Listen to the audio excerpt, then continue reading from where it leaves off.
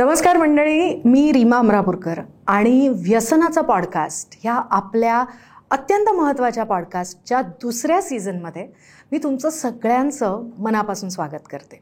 हा सीझन महत्त्वाचा अशासाठी आहे की मागच्या भागात आपण म्हटलो होतो की मुक्तांगण, मग मुक्ता पुणतांबेकर आपल्याबरोबर होत्या, ज्या मुक्तांगण मित्र किंवा मुक्तांगण परिवाराच्या संचालक आहेत, आणि त्यांनी आपल्याला सांगितलं होतं वेगवेगळे मार्ग की व्यसनापासून आपण लांब कसं राहायचं. तर आता या भागापासून पुढे आपल्याबरोबर मुक्तांगणमध्ये आणि अदरवाईज व्यसनाच्या बाबतीत काम करणारे इतर माणसं किंवा इतर जे कार्यकर्ते आहेत ते आपल्याबरोबर जॉईन झालेले आहेत. सगळ्यात आधी मी तुमची ओळख करून देते मंगेश कार्लेकर यांच्याशी. मंगेश हे क्लिनिकल सायकॉलॉजिस्ट म्हणून काम करतात मुक्तांगण व्यसनमुक्ती केंद्रामध्ये, आणि हा जो आपला पॉडकास्ट आहे तो मुक्तांगण व्यसनमुक्ती केंद्र आपल्यासाठी घेऊन आलेला आहे नॅनोमॅक टेक्नॉलॉजीज प्रायव्हेट लिमिटेड यांच्या मदतीने.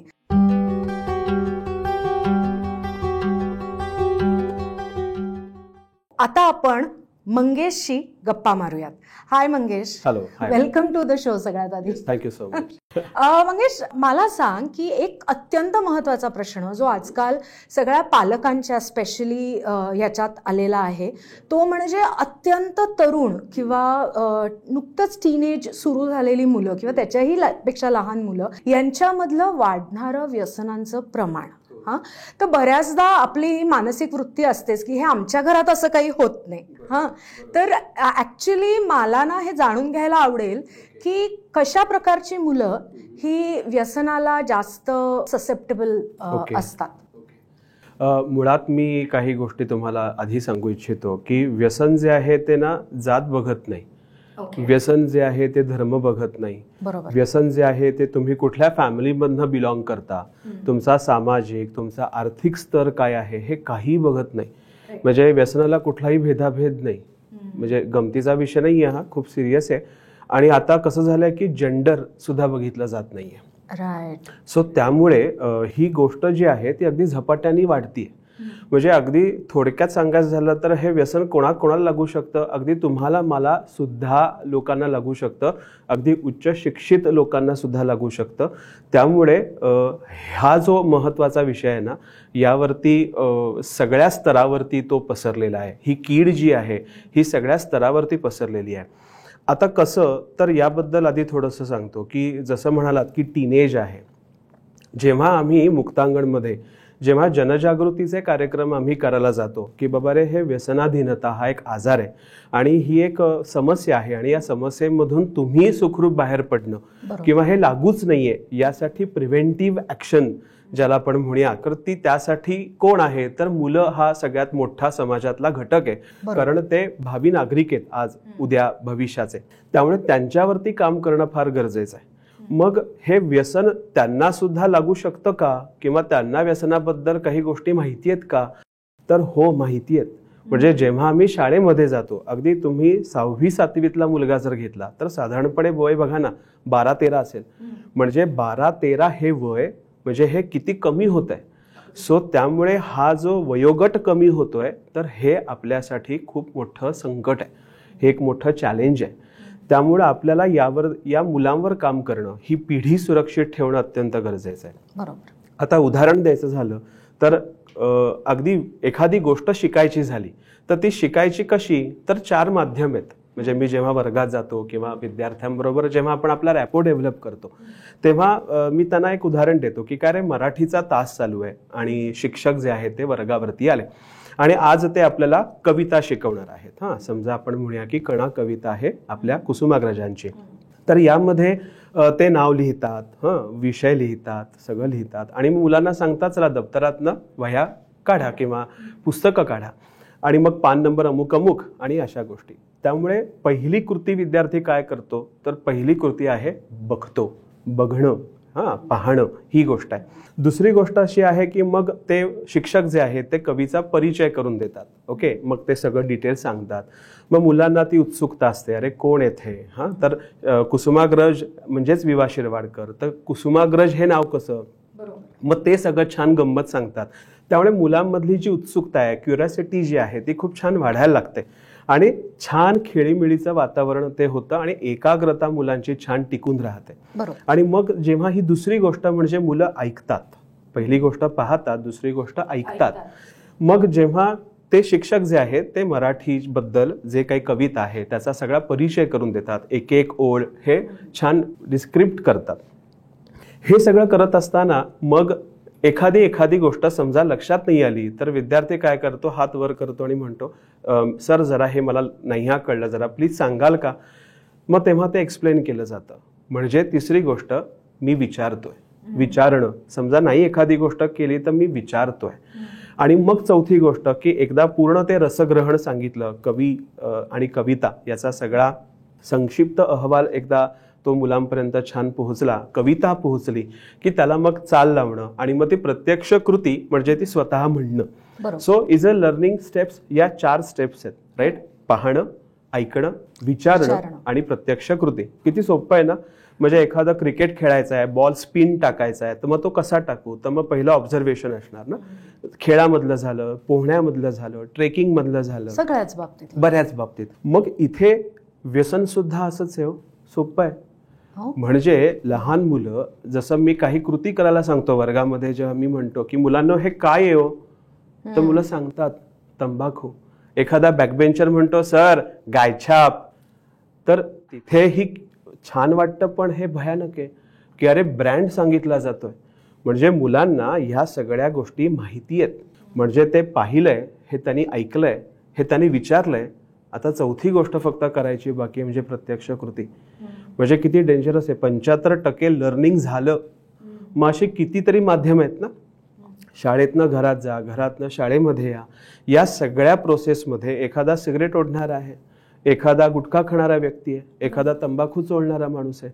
म्हणजे मुलांना अगदी घोड्यासारखी झापडं लावूनच तुम्ही नाही ना चालू शकणार रस्त्यावरनं, कारण आजूबाजूला चौफेर नजर असणारच आहे. पण यामध्ये ना त्यांच्या मनामध्ये प्रश्न निर्माण झालेले असतात की अरे हे काय आहे, तर ही उत्सुकता आहे. ही उत्सुकता मग शिगेला पोचते. मग ही उत्सुकतेचं निराकरण होत नाही, हे प्रश्न असतात, त्यांना उत्तरं दिली जात नाहीत. घरी कसं विचारायचं, हे अशा गोष्टी घरी विचारल्या जातात का, नाही तर मग मार पडेल, धपाटा बसेल. हे काय शाळेत जाऊन हेच शिकतोस का, असं विचारलं जाऊ शकतं. मग त्यामुळे कळत नाही की नेमकं ह्याला वाचा कशी फोडायची किंवा हे प्रश्नांची उत्तरं कशी मिळवायची. मग गल्लीतले किंवा चौकातली मुलं असतात की जे हे खाणारी असतात, की जी कुठेतरी पंचक्रोशीत राहणारी असतात. आपल्याच गल्लीत पाठीमागे एखादा राहणारा मोठा दादा असतो, मग तो खात असतो हे काहीतरी, हे ऑब्झर्वेशन मुलांचं असतं.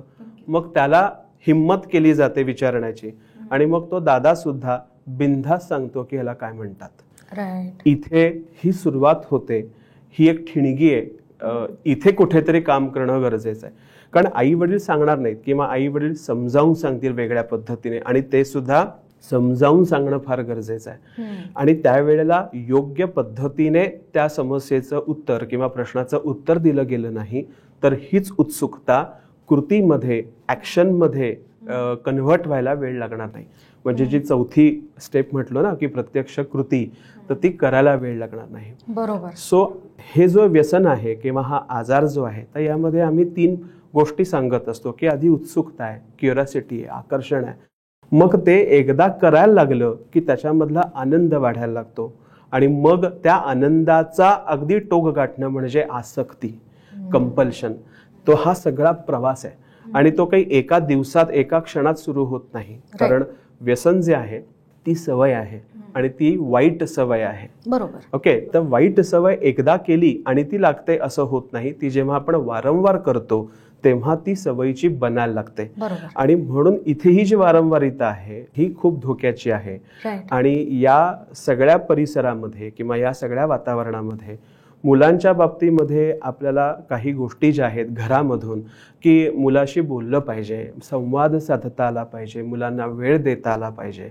मग हे श्रीमंतांच्या घरातच दिसतं का, तर नाही, हे गरिबांच्या घरात पण दिसतं. मी उलटं म्हणायला हवं होतं. हे गरिबांच्या घरामध्ये दिसतं का, तर नाही, हे श्रीमंतांच्या घरामध्ये सुद्धा दिसतं. कारण मध्यमवर्गीय म्हणा, उच्च वर्गीय म्हणा, किंवा अगदी ज्यांना 2 वेळची भ्रांत आहे की बाबा मी जर कमवलं नाही तर मी खाऊ शकत नाही, तर अशा ह्या सगळ्या परिस्थितीमध्ये त्या मुलांबरोबर संवाद साधणं नोकरी, पैसा कमवणं हेच फक्त उद्दिष्ट नाहीये. तर त्याच्याच बरोबर आपण एक पालक आहोत, आपण एक आई आहोत, आपण एक वडील आहोत. तर ही खूप मोठी जबाबदारी आहे. मुलांकडे दुर्लक्ष होता कामा नये. कारण जेव्हा आम्ही शाळेमध्ये जातो, तसंच मी अजून एका ठिकाणी जात होतो, ज्याला आपण म्हणूया की बाल न्याय मंडळ, ज्याला आपण JJB असं म्हणतो, ज्युव्हेनाईल जस्टिस बोर्ड, की ज्याच्यामध्ये लहान मुलं जिथे आता बालगृहात आहेत, निरीक्षणगृहामध्ये आहेत, तर अशा ठिकाणी सुद्धा मुलांसाठी जेव्हा आम्ही काउन्सिलिंगसाठी जातो, तेव्हा त्या मुलांमध्ये सुद्धा वाढती ही जी काही समस्या आहे ही सुद्धा जाणवायला लागतीये. म्हणजे तुमचा जो प्रश्न आहे की मुलांमध्ये ही वाढती समस्या कशी आहे, तर मग ह्याची कारणं काय काय असतील बरं? तर यामध्ये खूप कारणं आहेत. जेव्हा त्या मुलांबरोबर मी बोललो, त्यांच्याबरोबर याच्याबद्दलच मला विचारायचं होतं की आता तुम्ही इतक्या सर्व मुलांशी बोलता, तुमचा संपर्क त्यांच्याशी येतो, सो तुम्ही एवढ्या सगळ्या मुलांशी बोलता, तर असे काही ठोकताळे तयार झालेले आहेत का मनात की अशी फॅमिली असेल किंवा ब्रोकन फॅमिली आपण ज्याला म्हणतो, किंवा क्रिमिनल बॅकग्राऊंड असलेली फॅमिली असेल, तर अशाच फक्त फॅमिलीजमध्ये हे दिसतं किंवा जास्त प्रमाणात दिसतं?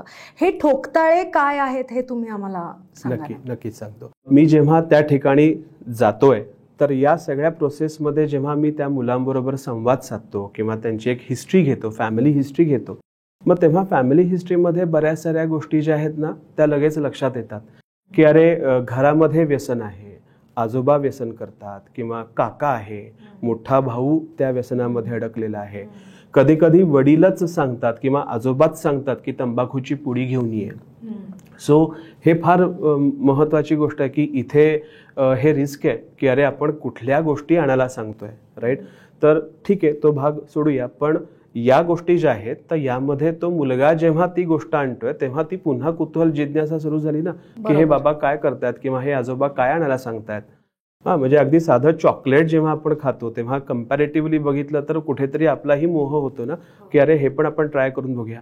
किंवा अगदी ऍडव्हर्टाईज बघितली तर अरे वा, कुठली कॅडबरी आहे, नवीन आली आहे वाटतं, तर मग कुठेतरी आपलाही मोह होतोच ना की हा तो खाऊया म्हणून. तर अशा ह्या सगळ्या गोष्टी ज्या आहेत ना, जेव्हा त्या घडतात घरामध्ये, तेव्हा कुठेतरी ती मुलं शिकत असतात. किंवा अशा पण काही गोष्टी असतात की बाबा खातात गुटखा, तर हा कुठला चकचकीत पुडीचा कागद, हे कुठलं चॉकलेट आहे की जे मला माहीत नाही. मग कुठेतरी टांगलेली जी त्यांची पॅन्ट असेल, तर त्याच्या खिशामध्ये हात घातला जाणं, मग तो ते घेतो आहे याकडे लक्ष, तो क्षण त्याला हँडल करणं, या अशा अनेक बारीक सारीक गोष्टी आहेत की जिथे या व्यसनाला आमंत्रण देणं आहे किंवा टेम्पटेशन निर्माण करणार आहे. या सगळ्या प्रोसेसमध्ये अजून एक महत्त्वाची गोष्ट आहे दुर्लक्षित मूल. दुर्लक्षित मूल असं आहे की ते कुठं जात आहे, ते शाळेत जात आहे का, त्याला अभ्यासाची आवड आहे का, गोडी आहे का, त्याला अभ्यासामध्ये कठीण काही पडतंय का, त्याला गणित कठीण पडतंय का, किंवा त्याची मेमरी कुठेतरी कमी पडतीये का, किंवा ज्याला असं आपण म्हणूया की जे काही शैक्षणिक घटक आहेत तर त्यामध्ये कुठेतरी तो वीक पडतोय का. तर यावरती काम करणं पण गरजेचं आहे, कारण अभ्यासाची गोडी लागणं, शाळेची गोडी लागणं हे फार गरजेचं आहे. तर ते जर नाही मिळालं तर मग मूल काय करणार, मग अख्खा तो रिकामेपणा, अख्खा तो दिवस, म्हणजे घरी खोटं बोलायचं, घरच्यांना माहितीये की हा शाळेत गेलाय, पण शाळे मला कुठे आवडतीये, मग ते सारखे शिक्षक तेच सांगतात. या ज्या गोष्टी आहेत, जशा मी मगाशी म्हटलं, तर यामध्ये जे लर्निंग डिसॅबिलिटीज ज्या आहेत त्या फाइंड आउट होत नाहीत. आणि मग मुलांमध्ये जो रिकामेपणा आहे, तर तो मुलं काय करतात, मग शाळाबाह्य काही गोष्टी, मग शाळेतनं दूर जाणं, मग मुलं कुठे आहेत ते बघणं आणि त्या मुलांबरोबर खेळणं, हे प्रकार मग सुरू होतात. कारण त्यांचा टाइमपास कसा होणार. आणि मग त्या खेळामध्ये मग अन्य ह्या गोष्टी आल्या, अरे मग तू काय करतोस, मग तुझ्या तोंडात काय आहे, मग तू काय खातोस. ह्या सगळ्या स्टेप्स आहेत की हे मूल त्याच्यामध्ये अडकू शकतं. हे अगदी बरोबर आहे की जर दुर्लक्ष असेल पालकांचं तर हे होतं. पण आता ज्या घरांमध्ये पालकांचं दुर्लक्ष नाही होतंय किंवा मुलांकडे पूर्ण लक्ष आहे, तरीही 24 तास, एकदा ते मूल शाळेत जायला लागलं की 24 तास काही पालक त्या मुलांबरोबर नसतात. विशेषतः मोठ्या शहरांमध्ये स्कूल बसमध्ये बसून मुलं जातात, तेव्हा रस्त्यावर ते काय बघतात, काय त्यांना दिसतं, हे आपल्या काहीही कंट्रोलमध्ये नसतं. तर मग अशा वेळेला पालकांनी जेव्हा त्यांच्या समोर असताना अशी एखादी गोष्ट त्यांना दिसते, म्हणजे आता उदाहरणार्थ माझ्या बिल्डिंगमध्ये एक मुलगा आहे जो विशित असेल, तो स्मोक करतो. आणि जेव्हा जेव्हा मी आणि माझी मुलगी आम्ही बिल्डिंगमध्ये येतो आणि तो आम्हाला दिसतो की तो तिथे बसून स्मोक करतोय, तेव्हा तेव्हा मी तिच्याशी याबद्दल बोलते. आणि थोडंफार असं की इट इज सो रॉंग, ते त्याच्या हेल्थसाठी किती खराब आहे, अशा पद्धतीने. तर हे जे संवाद आहे हा एक्झॅक्टली कसा पालकांनी मुलांशी करावा, असं मला ॲक्च्युली विचारायचं आहे. खूप साऱ्या अशा गोष्टी आहेत, खूप साऱ्या अशा काही छोट्या छोट्या गोष्टी आहेत. आपल्याला आपले आजी आजोबा खूप छान गोष्टी सांगायच्या. गोष्टीमधले काही व्यक्तिमत्व विकास असायचा, योग्य काय अयोग्य काय याचा एक छान सारासार विवेक विचार त्याच्यामध्ये यायचा. तर यामध्ये संवादामध्ये आपण काही गोष्टी सांगू शकतो. एखादे प्रयोग जे आहेत ते त्यांना दाखवू शकतो की बाबा रे, या सगळ्या गोष्टींमुळे काय काय दुष्परिणाम होऊ शकतात हे त्यांना सांगता येईल. बरोबर. तर जर समजा इन केस पालकांना जर ते सांगता येत नसेल किंवा तेच थोडेसे एन्झायटीमध्ये असतील, मग त्याच्यासाठी खूप सारे पर्याय आहेत ना. मग त्याच्यामध्ये फॅमिली डॉक्टर आहे, जसे आपले काही फॅमिली फ्रेंड आहेत किंवा आपले मोठे भाऊ असतील, नातेवाईक असतील, त्यांच्याशी संपर्क साधता येऊ शकतो. त्याच्याचबरोबर शिक्षक आहेत शाळेमधले की ज्यांच्याकडे या सगळ्या पद्धतीची माहिती अवेलेबल आहे. किंवा तर मी म्हणेन की मुक्तांगणसुद्धा आहे की जिथे तुम्ही मुलाला, भले तो व्यसन करत नसेल पण OPD बेसिसवरती तुम्ही घेऊन येऊ शकता की जेणेकरून बाबा रे, या अशा सगळ्या ज्या गोष्टी आजूबाजूला चालतात की जे आम्हाला वाटतं की जे अयोग्य आहे, तर याबद्दल तुझं जे काही मत आहे ते तू तिथे नक्की मांड. पण या सगळ्या गोष्टी पुढे काय काय होऊ शकतात याची तुला पूर्ण माहिती नाहीये, तर आधी ती पूर्ण माहिती कर आणि मग निर्णय घे. याबद्दलचं जे एक आपण म्हणूया योग्य मार्गदर्शन, ते योग्य मार्गदर्शन त्या मुलाला मिळणं अत्यंत गरजेचं आहे. Right. I think we have reached a point जिथे मंगेशनी आपल्याला हे सांगितलेलं आहे की एक तर आपल्या मुलांकडे आपलं लक्ष असणं, जे मुक्तानी आधीच्या भागामध्ये आपल्याला सांगितलं होतं की कशा प्रकारे आपण घरामध्ये संवाद मोकळा ठेवू शकतो, मुलांच्या प्रश्नांची उत्तरं मोकळेपणाने देऊ शकतो, याच्याबद्दल मंगेशनी आपल्याला आत्ताच खूप चांगल्या पद्धतीने सांगितलेलं आहे. आणि जर आपल्याला नसेल शक्य तर कोणाकोणाची मदत आपण घेऊ शकतो. पण ह्याच्यातली मला जी टेक अवे आपण म्हणू शकतो या भागातला, किंवा जी महत्त्वाची गोष्ट मला वाटते ती अशी आहे की मुलांशी संवाद ठेवा. हे वारंवार मुक्ता पण आपल्याला सांगत आलेली आहे की शांत डोक्याने आपल्याला डील करायचं आहे. आणि कशा पद्धतीने मुलांच्या मनात हे प्रश्न यायच्या आधी जर आपण त्याची उत्तरं त्यांना देऊ शकलो किंवा त्यांना योग्य मार्गदर्शन करू शकलो तर हे शक्य आहे का, आणि ते कसं करायचं हे आपण पुढच्या भागात मंगेशशी बोलणार आहोत. तोपर्यंत सगळ्यांनी आपापल्या मुलांकडे लक्ष द्या. मग मूल ते 3 वर्षाचं असो नाही तर 30 वर्षांचं असो. So please take care. व्यसनांपासून लांब राहा. बाय.